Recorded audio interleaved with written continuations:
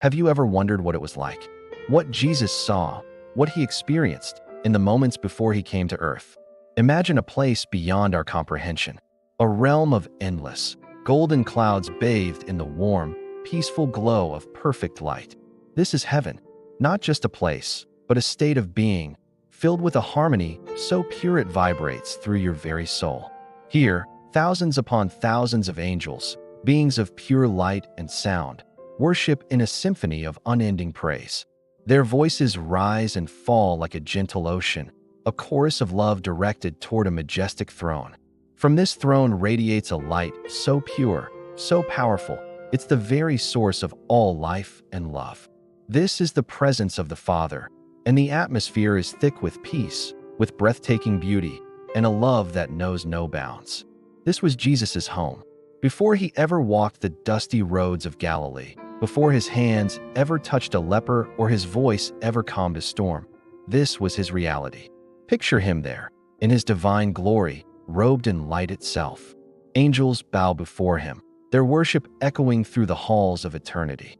He is the center of heaven's adoration, the Son, one with the Father, existing in perfect unity and joy. He is surrounded by unimaginable splendor, a glory we can only glimpse in our most sacred dreams. Heaven was filled with perfect love, a love that was whole, unbroken, and utterly complete. But then, his gaze shifts. He looks beyond the golden clouds, past the celestial choirs, toward a tiny, distant world, Earth. From heaven's perspective, it's a sphere shrouded in shadows, a stark contrast to the brilliant light of his home.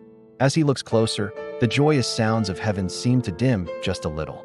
He sees our world, not as a beautiful blue marble, but as it truly is, a place of deep suffering.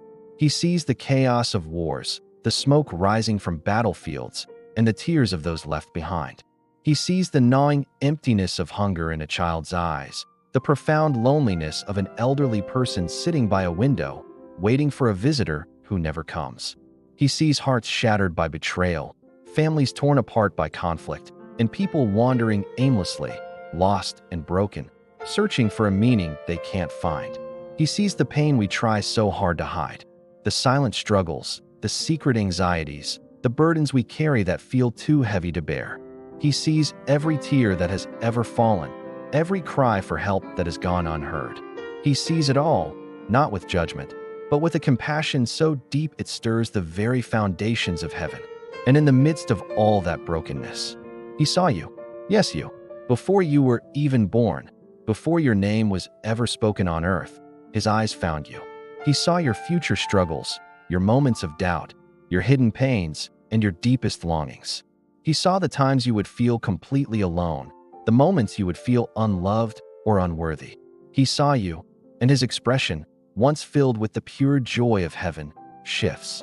A divine sorrow fills his eyes, a profound ache for the suffering of the world and for you. But mingled with that sorrow is a love so fierce, so determined, it could not be contained by heaven itself. And in that moment, a decision was made, a decision that would change eternity. We see him gently, deliberately, step away from his glorious throne. The worshiping angels fall silent. They watch in reverent awe, their eternal minds struggling to comprehend what is happening. How could their king, the Word of God, the very author of creation, leave all this? Leave the perfect adoration, the unending peace, the brilliant glory of heaven? As he moves toward the edge of heaven's light, the radiant glow begins to fade, transitioning into the darkness of the world below. That immense, powerful light of heaven narrows, focuses, and becomes a single, gentle beam. It travels through the cosmos, through the dark night sky, and comes to rest in the humblest of places, a stable. There, in the quiet of the night, a soft light emanates from a simple wooden manger. A baby, wrapped in strips of cloth, held in the loving arms of his mother, Mary. There is no throne here, no crown of stars, no choir of angels singing his praise, just the quiet breathing of animals, the crisp night air, and the warmth of a mother's love. He left heaven to find you. He traded a throne for a feeding trough. He traded robes of light for swaddling clothes. He traded the worship of angels for the quiet anonymity of a human birth. And his journey had only just begun. We see him grow, not as a distant, untouchable deity, but as one of us. We see his hands, the same hands that shaped the galaxies, now reaching out to heal the sick. He touches the untouchable. He comforts the brokenhearted. He lifts up the downtrodden.